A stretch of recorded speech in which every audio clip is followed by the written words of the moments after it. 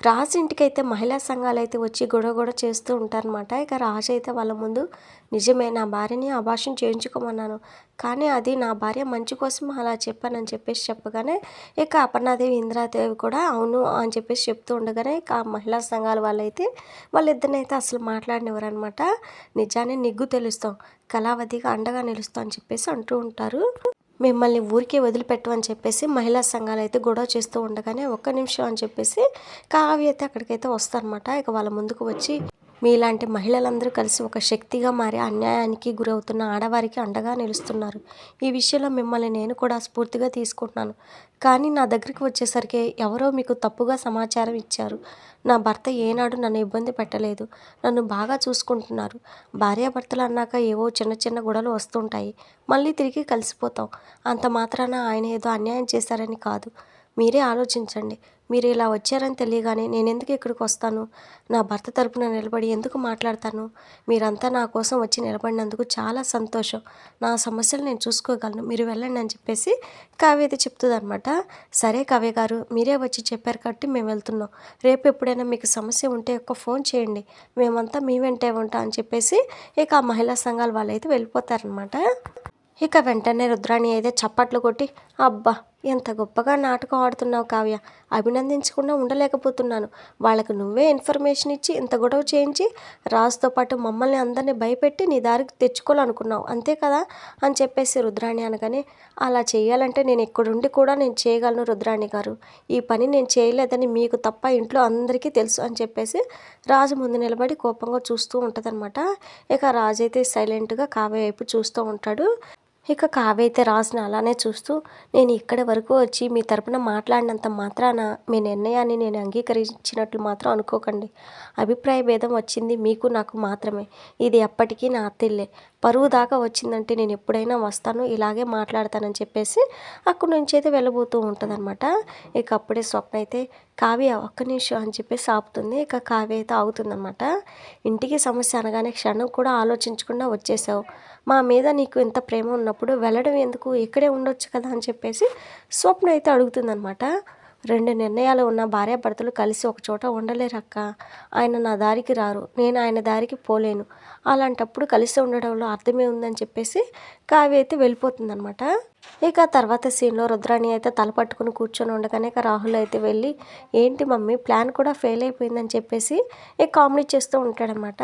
ఇక రుద్రాణి అయితే రాహుల్ని తిట్టి, నా దగ్గర ప్లాన్ బి ఉందిరా అని చెప్పేసి విడాకుల కాగితాలు అయితే బయటకైతే తీస్తారనమాట.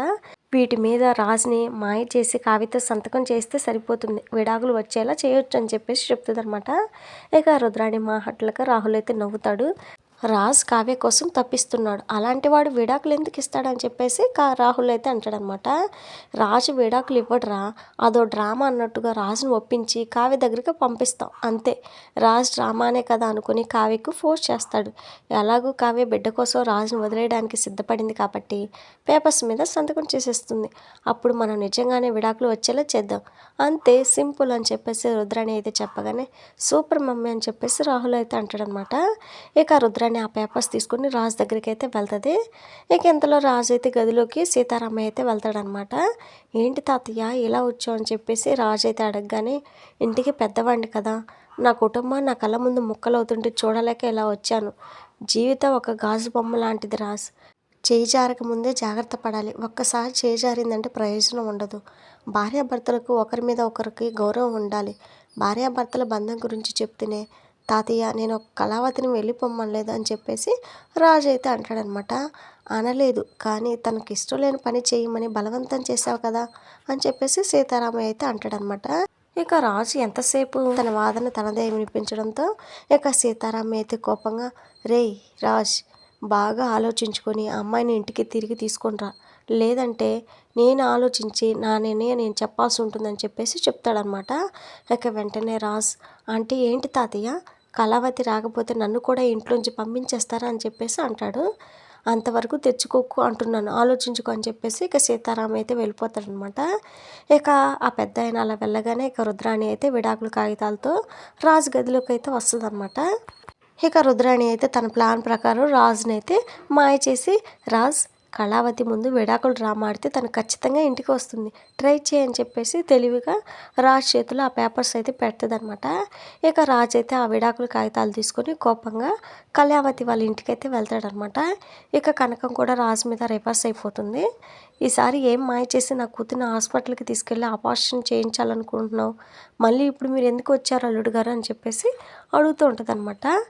కానీ కృష్ణమూర్తి అయితే కనకం నోరు ముంచి, ఆయన చీమకు కూడా అపకారం చేసే మనిషి కాదు, కానీ ఈ నిర్ణయం ఎందుకు తీసుకున్నారు అల్లుడు గారు అని చెప్పేసి ఇక మంచిగా అడుగుతాడనమాట. అయినా కానీ రాజు మాత్రం నిజం చెప్పడు.